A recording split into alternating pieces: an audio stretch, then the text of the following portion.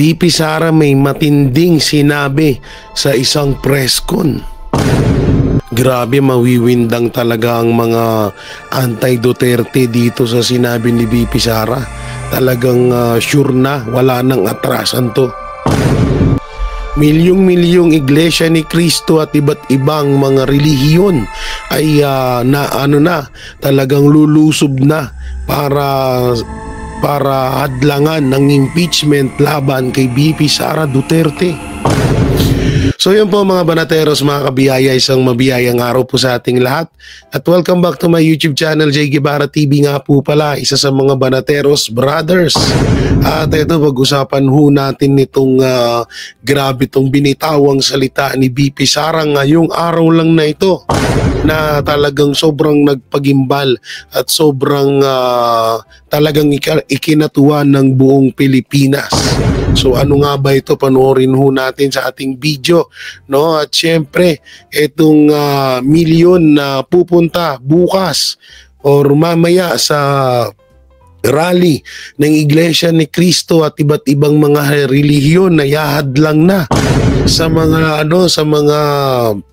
sa mga gustong magpa-impeach kay BP Sara Duterte, no? At yung BBC Marcos Jr. nagtago sa likod ng Iglesia ni Cristo. Duterte at INC makapangyarihan. Grabe na gano'n na, nagtataguan, nagkakataguan na ba? Oo, medyo medyo alanganin na yung yung inyong pinaggagawa. Oo, medyo siguro nakahalata na siguro itong mga to na, naku po, delikado tayo dito. Kailangan na natin magtago-tago. Kailangan na natin mag-evacuate. Oo, dahil medyo may magaganap atang paglusob. Ito, hindi pa naman to 100% na legit, pero may mga bali-balita na dare-diretso na po daw ang rally ng Iglesia ni Cristo at ng iba pa nating mga kababayan sa iba't ibang relihiyon. Grabe, ito ay talagang ikakagulat. Tsaka itong binitawang salita ni BP Sara, kumpirmado na BP Sara dinumog sa Japan ng mga OFW at may matinding babala or may matinding binunyag sa Japan. Ano kaya ito? So panoorin natin to. Siyempre, bago natin ito simulan, don't forget to like, share, comment, and subscribe sa ating YouTube channel. Pindot na lang din po yung bell button para lagi kayong updated sa ating mga video araw-araw. Grabe naman ito, no? Alam nyo, medyo nakakahinga-hinga ng maluwag ang mga kababayan natin dahil dito sa binitawang salita ni BP Sara Duterte. Pero mamaya yan, sa video natin nasa dulo. Kaya wag muna kayo alis. Pupunta muna tayo dito sa isang balita na eto nga po yung tawag dito, ayaw nang gumana ng ating mouse. Etong sa INC Peace Rally, panoorin natin. Higit 1 milyong taga-Iglesia ni Cristo ang inaasahang dadagsa sa Peace Rally laban sa impeachment kay Vice President Sara Duterte. Asahan na raw ang matinding traffic dahil ilang kalsada ang isasara sa Maynila. Nasa frontline ng balitang yan si Gerard de la Peña. Kasado na ang Peace Rally ng Iglesia ni Cristo sa Quirino Grandstand sa Maynila sa Lunes. Nasa 1 milyong miyembro ng INC ang inaasahang dadalo sa rally mula sa iba't ibang bahagi ng Luzon. Kaya ngayon pa lang, pinaplano na ng LGU ng Maynila at ng MMDA kung saan papapwestuhin ang libu-libong sasakyang daragsa sa Lunes. Halos 20 designated parking areas ang itatalaga ng MMDA. Papayagan ng INC members na magpark ng sasakyan sa isang lane ng ilang kalye sa Maynila. Pero kung may sasakyan na hahambalang sa daan, hindi raw mangingimi ang MMDA na isyuhan sila ng violation tickets o ipahatak ang mga sasakyan. Dapat isang lane lang. Malamang sa malamang maputol ko lang ngayon mga banateros pero malamang sa malamang gagawin nila yan. At malamang sa malamang kahit wala masyadong violation yung mga sasakyan doon, huhulihin yan. Siyempre, alam naman na natin na hindi ko na kailangan sabihin yan. Alam naman na natin yung utak ng mga anti-Duterte. Alam nyo kahit ito kung halimbawa na ito ay rally para kay para kay Marcos, ewan ko na lang kung may mga ganyang panukala silang ipapatupad. Siyempre, yung ibang sasakyan dyan talagang nakahambalang yan sa iba't ibang sulok ng daanan dahil sa sobrang dami ng tao. Wag na ho tayong wag na ho tayong magtanga-tangahan. Okay, play. Sasakupin. Hindi po pwedeng sakupin yung buong karsada. Dahil kung magkaroon po ng emergency, kailangan po may dadaanan ang mga emergency vehicle. Sa emergency naman daw pala. Sa emergency, may point naman. Dahil sa dami ng inaasahang tao, may mga isasara ring kalye. Kabilang ang Katigbak Drive, South Drive, Rojas Boulevard, TM Calao, Bonifacio Drive, P. Burgos at Maria Orosa. Magpapakalat naman ng mga tent at portalet ang MMDA para sa mga dadalo sa rally. Ang lokal na pamahalaan ng Maynila, pagtutuunan naman ng emergency response at peace and order sa rally.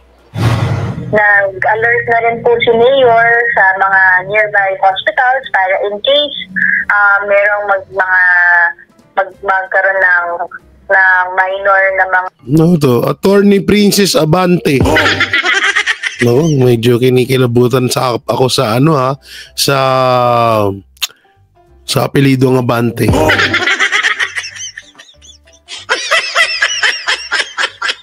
Sa traffic, sinuspinde na rin ng Malacanang ang pasok sa klase at trabaho sa mga tanggapan ng gobyerno sa Maynila at Pasay sa Lunes.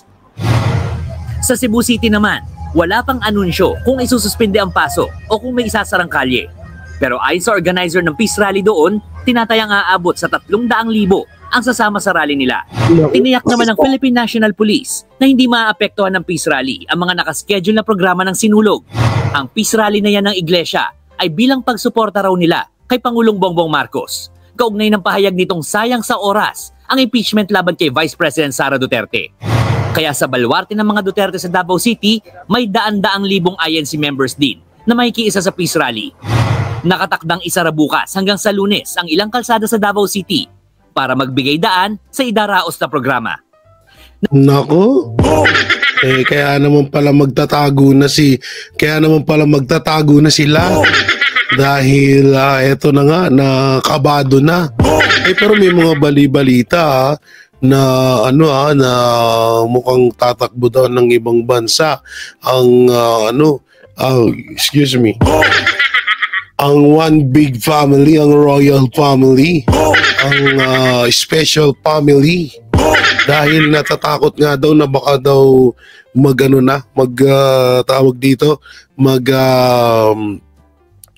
baka daw magtuloy-tuloy na daw tong rally at imbis daw na si BP Sara ang ma-impeach, si Marcos pa ang ma-impeach. Nakatakot Iba yun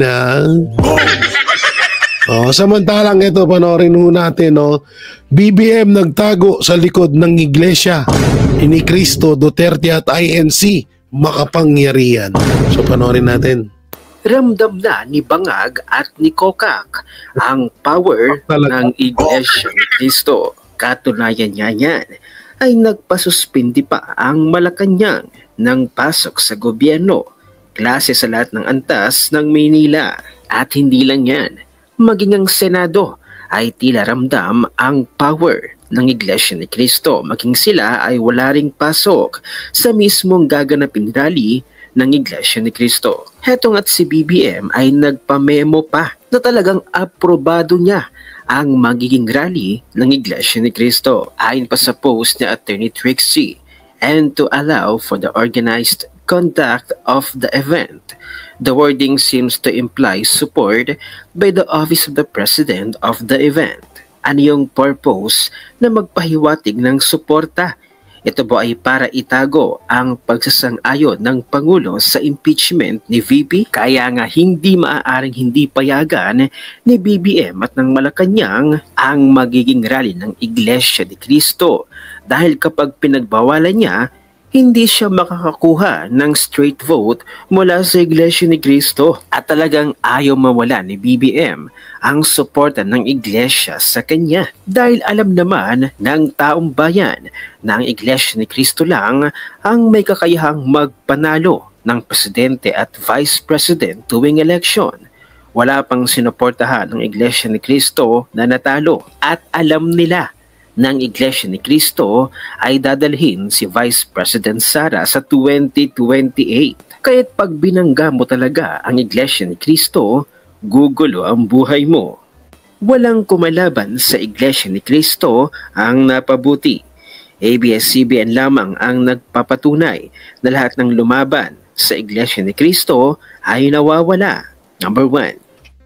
Sinubukan ni Ramon Magsaysay na pabagsakin ng Iglesia ni Cristo sa paraang nagpasa siya ng batas sa Pilipinas na tanging Katoliko lamang ang ititirang relihiyon sa bansa, ngunit lahat ng relihiyon gaya ng Iglesia ni Cristo at Protestante ay mawawala. Nasawi si Ramon Magsaysay dahil sa plane crash.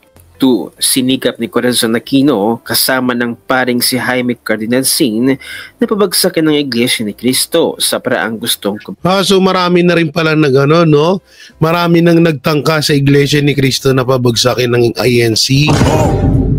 So hindi lang pala talagang noon pa man talaga ay medyo naging talaga ang bukod sa nangyari sa kay OJC, mas nauna pang gipitin ng gobyerno ang Iglesia ni Cristo noon.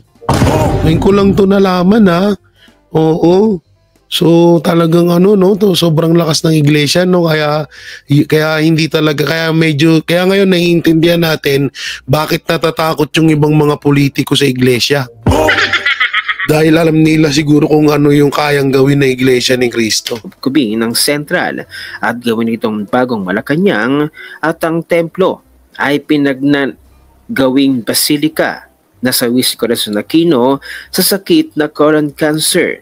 Gayun din, nasawi si Jaime Cardinalsin dahil sa malalang sakit. 3. Habang pauwi galing sa taping ay nagpost ang director ni si Wen Dramas sa social media na may halong panlalait laban sa Iglesia ni Cristo. Nakasya na naginip daw siya kagabi at ang napanaginipan niya ay umulan daw ng dinuguan at nagtakbuhan ang mga kapatid sa iglesia. Nasawi si Wenda Ramas sa sakit sa puso. 4. Nakipagtulungan si Leila de Lima sa mga natiwalag sa Iglesia ni Cristo upang pabagsakin ang pamamahala ng Iglesia ni Cristo at ipakulong ito. Ngunit sa kasamaang palad, si Leila de Lima po ang nakulong. So ibig sabihin, kung pinapanalangin or kung may binabalak ang administrasyon para pabagsakin ng Iglesia ni Cristo, sa madaling salita, mukhang alam na natin kung anong kasunod na mangyayari. Naku po, delikado to Delikado to. Kasi halos lahat na nagpabagsak kung hindi namatay, nakulong. Tsaka ito pa parang alam nyo, talaga gaba talaga May karma talaga pag isang relihiyon ang tinarantado mo. Pansinin nyo pansinin nyo yung ginawa sa kay OJC. Diba? Nagsunod-sunod ng bagyo sa Pilipinas na talagang sumampal kay Marcos Jr. At diba, nung mga nakaranga, si Tori yata nasa ospital, ewan ko kung buhay pa. No, grabe yung karma din na inabot ng administrasyon nung sinalbahin nila ang kay OJC. So kaya talaga mahirap talaga din Mahirap din talagang walang yain ng isang relihiyon. Lalo't wala namang ginagawang masama to kundi salaysay or magturo ng aral or ng salita ng Diyos. Kaya kayo, ingat kayo, huwag niyong tularan yung iba dyan. 5. Sa layuning pabagsakin ng Iglesia ni Cristo ay gumawa ng katha at bias na pagbabalita ang ABS-CBN upang papaniwalain ang mga tao laban sa Iglesia ni Cristo. Sa kasamaang palad, nag-shutdown ang ABS-CBN. Huwag mong gigisingin ang higanteng natutulog. Yun ang Iglesia ni Cristo, ayon kay dating President Ferdinand Marcos. Ayon naman kay Juan Ponce Enrile, kung gusto mong gumulo ang buhay mo, guluhin mo ang Iglesia ni Cristo. Ayon naman kay Senator Miriam Defensor Santiago, huwag mong pakialaman ang kaisahan ng Iglesia ni Cristo. Patunay, na walang nagtagumpay na pabagsakin ang Iglesia ni Cristo na mismo ang Ama ang siyang may hawak nito. Grabe, no? Oo, kaya hindi, ito lang yung KOJC, di ba? Ilang beses din nilang tinangkang pabagsakin, di ba? Hinihikayat pa nga nila yung mga tawag dito, yung mga member ng KOJC na tumiwalag na, di ba? Sinira, yun pa yung pinakamalala, sinira pa nila mismo, talagang sinira nila mismo yung yung ginulo nila ang loob ng kingdom ng KOJC, pero hanggang ngayon naging parang wala lang nung natapos yung gulo doon, ngayon parang wala na ulit. Sobrang ganda na ng iglesia, ng KOJC. At dito naman sa iglesia talagang ganun din, hindi talaga din nila kung ang KOJC hindi nila kayang pabagsakin. Ganun din ang sa Iglesia ni Cristo. Alam niyo yung mga relihiyon kasi na mga ganyan, lalot maraming naniniwala at supporters ang mga yan. Hirap talagang pabagsakin kasi yan. Kasi nakasentro sa taas talaga yung nila. Iba't iba man sila ng paniniwala, pero ganun pa rin yung paniniwala nila sa Panginoon Diyos, yun talaga yung nagpapatibay diyan. O kaya tag dito, matakot na yung iba diyan na tawag dito na walang yain pa ulit ang iba't ibang mga relihiyon. Samantalang panoorin natin to. Breaking update, paktay, gulo to.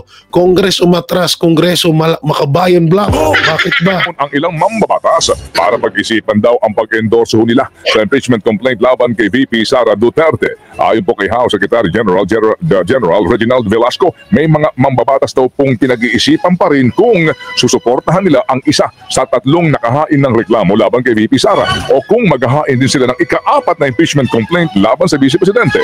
Tingin ni Velasco, tinitimbang pa ng ating mga kagalang-galang na mga congressman kung may epekto ba sa 2025 midterm elections ang magiging posisyon nila sa issue. Hindi pumirma ang ilang kakandidatong kongresista sa mga impeachment complaint laban kay Vice President Sara Duterte. Sinabi ni House Secretary General Reginald Velasco na posibleng nababahala ang ilang kongresista na mawala ng boto sa Mindanao kapag pumirma sa mga reklamo. Nangangamba rin ng ilang mga kongresista na posibleng kapusin sa oras ang pagproseso sa mga impeachment complaint laban kay VP. Alam nyo, talagang ganyan ang mangyari dyan. Talagang yung iba dyan, hindi talaga sang-ayon. Alam nyo, yung iba dyan, nagpapanggap lang talaga yan. Lalo't napapakinabangan nila, lalo't diba, mag-e-eleksyon. So malaking pera ang kakailanganin ng mga politiko. So kung dyan sa administrasyon na nais nilang pabagsakin si VP Sara Duterte, sasakyan nila. Pero pag usapang pirmahan na, medyo alanganin na yan dyan. Oo, hindi naman tanga-tanga yung ibang mga congressman. Mauutak din yan. No, hindi tanga-tanga yan na para ilagay nila sa alanganin yung kanilang mga pangalan. So siguro kung about dun sa mga sinasabi ni Bagalong na 7-7, yung tatlong 7 million sa akap, 7 million sa tupad, siguro yun pwede nilang sakyan yun dahil malaking tulong yun para sa pangkandidatura ng mga congressman or ng ibang mga politiko na tatakbo ngayong eleksyon. So pag-usapang impeachment at kailangan na ng pirma, medyo may malabo. Yan ang malabong mangyari. Dahil alam naman nila at ramdam nila kung gaano pa kalakas ang mga Duterte ngayon. Ramdam nila kung gaano pa mahal ng taong bayan ng mga Duterte. Di hamak na mas mahal ng taong bayan ng mga Duterte kaysa sa mga Marcos. At yan ang totoo. Kaya itong mga nangyayari ngayon na itong parang pipirma sila, medyo malabo nga talaga to. Sara. The moment they sign this or endorse, the moment they endorse through their signature, through a resolution, any of the complaints, it could affect their re-election efforts, especially if one congressman is running for a national post like a senatorial bet or party list. Party list candidates are voted nationwide. Maybe one of their concerns is the votes that they could gather potentially from Mindanao. Inendorso ng 6 na kongresista ang 3 impeachment complaint laban kay VP Sara na nakabase sa sinasabing manumalyang paggastos sa 612 million pesos na confidential funds ng Office of the Vice President at Department of Education. Hindi pa naman tiyak kung kailan ihahain ang ika-4 na reklamo na posibleng i-endorso na mahigit 10 kongresista mula sa mayorya at minority bloc. Nakatakdang bumalik ang sesyon ng Kongreso sa reaksyon ng Makabayan Bloc. Specifically si Congresswoman Franz Castro at yung mga kasamahan niya na nag-file, yung 3 grupo na nag-file ng impeachment complaint laban kay VP Sara. Sabi niya, karapatan daw ng religious group na maggawa ng rally, kaya lang, sabi niya, dapat isulong din nila na panagutin si VP Sara. Anong panagutin? Anyway, pakinggan natin ang interview ng media sa grupo ni Franz Castro at bigyan natin ng reaction. We all know that there's going to be a rally on the 13th, the rally of the Iglesia ni Cristo. And they're pushing... Wala, talagang ano na yan, talagang matatakot tong mga to. Hindi tutuloy yan, ako na nagsasabi sa inyo. O, syempre, kaya nga nila ginagawa ngayon na na sumangayon sa pinapagawa sa kanila dahil para yan sa kanilang pangangandidato eh. Pero yung usapang impeachment, parang hindi naman lahat din dyan. Siguro yung mga nakikita natin ng mga bida-bidang congressman, yun yung mga pipirma. Pero yung ibang congressman, buta na, alam nila ang lakas ng Duterte. Samantalang, pumiyok. Eto, nakakapasok lang, kumpirmado na VP Sara dinumog sa Japan. Tatakbo raw sa 2028 election, paktay na. Maraming iiyak nito. Panorin natin. This coming 2028, may posibilidad po bang tumakbo kayo? Ma'am, please! Please! Please! Yes, ma'am. Para mapaghandaan namin lahat. We are serious.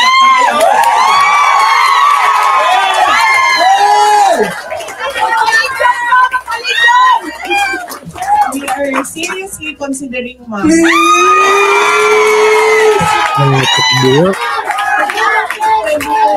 Tumutuloy yung yes! Mama, awa ka! Hindi siya pwede yes, I really believe that our country will be great. And I really believe liberty with you! Please! Mahirap siya ipaintindi sa ating mga kababayan and mahirap yung kailangan natin gawin kasi you really have to stand firm, especially with government policies para maayos siya. Pero paniwala ko kung magkaisa lang yung mga tao, alam natin kung saan tayo papunta, maggagawa ng ating bayan. Yes, ma'am, isa din yan sa kailangan bantayan ng mga kandidato. Kasi nung una, nagpadala siya ng pera kasi sa akin through my older brother, si Congressman Pulong. Padala siya pera. Kasi sabihan ko yung kapatid ko, sabihin mo sa kanya, huwag na nahihiya ako. Okay naman ako kasi the moment na nag-announce si Franz Castro na meron siyang impeachment noong 2023, naghanda na rin kami. Meron na kaming kinausap na lawyers. So from that time hanggang ngayon, yung lawyers na yun, sila na yung tumututok doon. So sabi ko, wag na. Tapos sabi niya, hindi mo tinanggap ang pera ko. Sabi ko, wag na. Anuhin mo na lang yan sa retirement mo. Or sa kay Kitty, or nag-aaral pa kasi yung isang kapatid ko. Or kay Amira, yung pamangkin ko na nasa kanya. Hindi, apo ko na nasa kanya. And sabi niya na So ayaw mo yung pera ko, hindi mo tanggapin yung pera ko, mag-abogado na lang ako sa'yo. Pwede ba yun?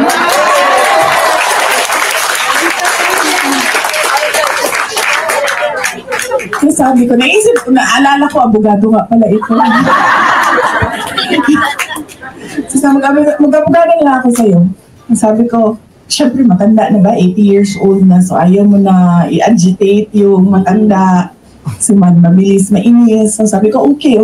Sabi niya, hindi. Totoo, mag-abogado ako sa'yo. Sabi ko, okay nga, walang problema. Sabi ko, pinuma ka lang naman, di ba? Sabi niya, hindi. Ipapatawag ko si Franz Castro.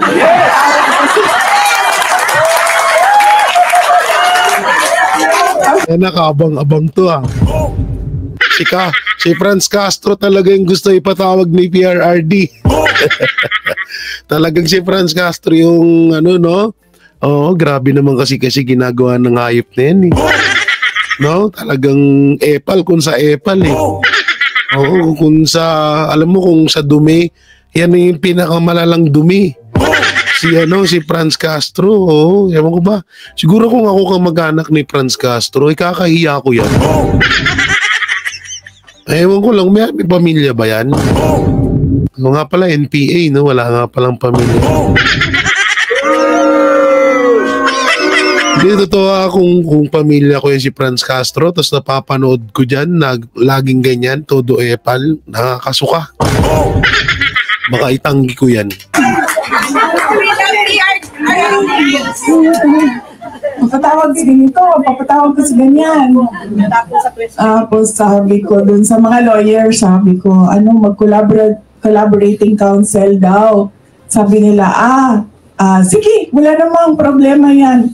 Paghandaan lang natin, sabi ng mga lawyers. So, pinaliit namin yung mga projects and programs namin. Noong una, last December, nag-planning kami. Sabi ko, lahat ng ating mga projects nandyan pa rin, pero babaan na lang natin yung beneficiaries.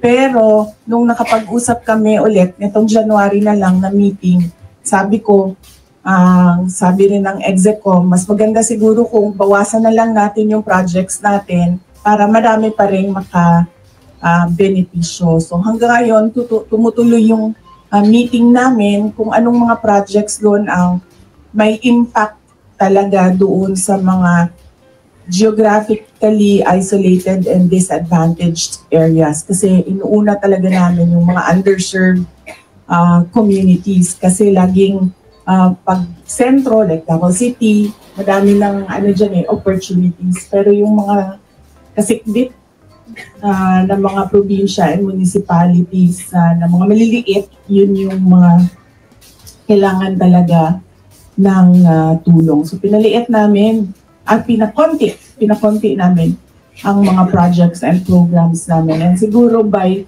mid-February, ready na kami ulit na mag-roll out ng mga projects and programs sa nakakabwisit na imbis na marami pa sanang matulungan ng Office of the Vice President. Tingnan nyo kayo, talagang pinaghahati-hati na lang ng Office of the Vice President yung kanilang budget para sa pangkalahatang tulong. Pero kung hindi sana, ang daming may kinabang talaga. Office of the Vice President. So tutuloy pa rin yung aming mga satellite offices. Nandyan pa rin. Meron kaming satellite office sa Isabela, satellite office sa Pangasinan, at sa Bicol Region, may satellite offices kami sa Bacolod, sa Cebu, sa Tacloban, sa Davao City, sa Butuan, Zamboanga City, and Cotabato City para sa BARM area. Kaya tutuloy pa rin, pero konti na lang yung projects. Yung lagi kong naririnig sa mga kaibigan ko or sa mga kakilala, nangangamusta, yung iba nasi-stress pag nakikita nyo yung mga vlog sa YouTube, nag-aalala. Tapos nag-iisip kung kamusta ako, lagi meron nangangamusta sa akin.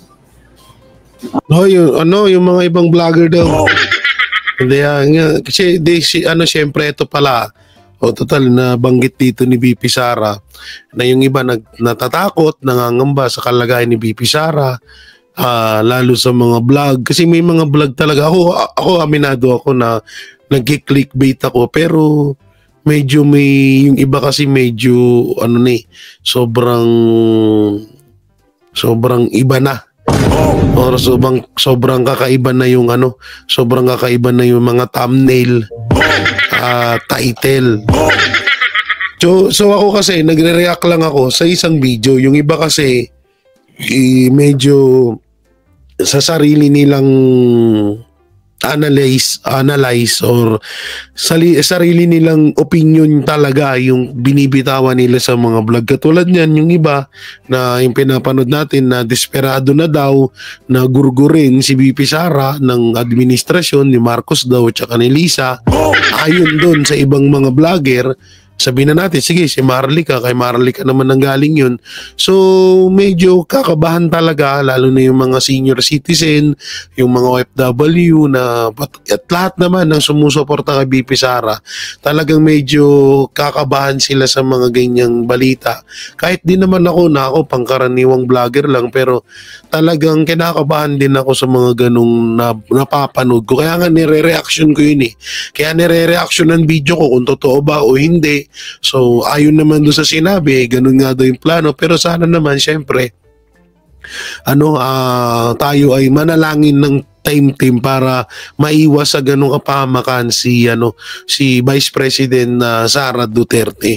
So, kaya totoo naman yung sinabi niya lalo sa mga vlog, pero baka mamaya kasi may misinterpret ng iba, sabihin parang binanata ni BP Sara mga vlogger. Hindi ganoon so kanya-kanya rin kasi ng mga source.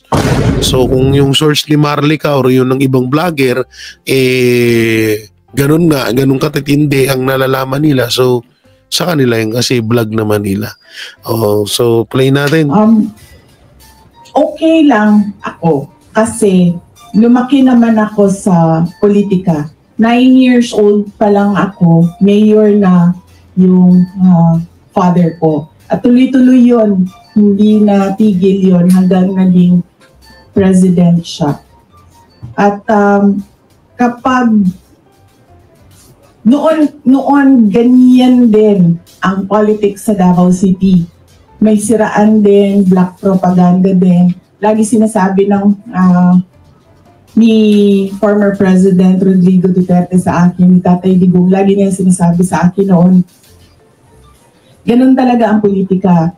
Dudumihan ka ng kalaban mo para magmukha siyang malinis. They will always paint you black so that they will look white. Totoo yan. Tingnan nyo ngayon, di ba? Ganyan na ganyan yung ginagawa sa kanila. Talagang pilit nilang dinudumihan ang imahe at pangalan ng mga Duterte para magmukhang mabuti at malinis ang administrasyon. Wala naman ibang naninira sa Duterte, sila lang. Katulad lang yan ni Romualdez. Diba? Pilit na nagpapakalinis, gusto niya magmukha siyang mabait sa mukha or sa imahe ng mga Pilipino, pero deep inside, wow. At alam naman ng ibang Pilipino kung ano talaga ang panggap sa hindi. So dito kasi alam nyo, ang mga Duterte talaga, ugali nila yan, hindi sila marunong mamersonal lalo't sa larangan ng politika. Ika nga ni BP Sara, di ba? 9 years old pa lang siya ay namulat na sa mundo ng politics, so ng politika. So sa kanila kasi, alam nyo, kapag talagang noon pa man na alam naman natin sa side ng mga Duterte, hindi talaga sila marunong mamersonal. Medyo masakit lang ngayon dahil yung ganung ugali nga nila na hindi sila marunong mamersonal, sila ngayon ang pinipersonal. At obvious at kitang-kita naman kung gaano sila gipitin, diba? So dito sa bidyong to, hindi ko napapahabain, pero dito sa bidyong to, sinabi ni BP Sara na sureball na natatakbo si BP Sara bilang presidente ng Pilipinas sa darating na 2028 election. Grabe to, excited na ako. ano kayang magaganap nun sa taon na yun. Kaso sana, no? Buhay pa tayo nun. Totoo yan. Sana buhay pa tayo nun. Sana walang gera. Sana kahit papaano tuloy-tuloy pa rin yung blessing sa atin. Nakakakain pa tayong 3 beses isang araw. At iwas tayo sa sakit dahil sa panahon ngayon, kung gaano kamahal ang bilihin, wala namang trabaho ang mga ibang Pilipino at ganun din kamahal ang gamot at pagpapa-hospital dito sa Pilipinas. Kaya sana buhay pa tayo nun.